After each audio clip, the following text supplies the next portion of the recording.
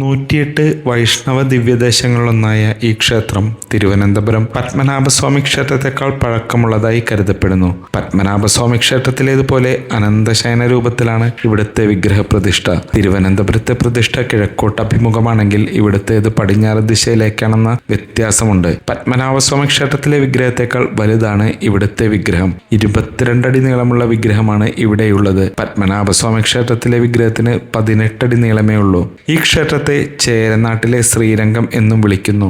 തമിഴ്നാട്ടിലെ കന്യാകുമാരി ജില്ലയിലുള്ള തിരുവട്ടാറിൽ സ്ഥിതി ചെയ്യുന്ന പുരാതനമായ മഹാവിഷ്ണു ക്ഷേത്രം തിരുവട്ടാർ ആദികേശവ പെരുമാൾ ക്ഷേത്രം.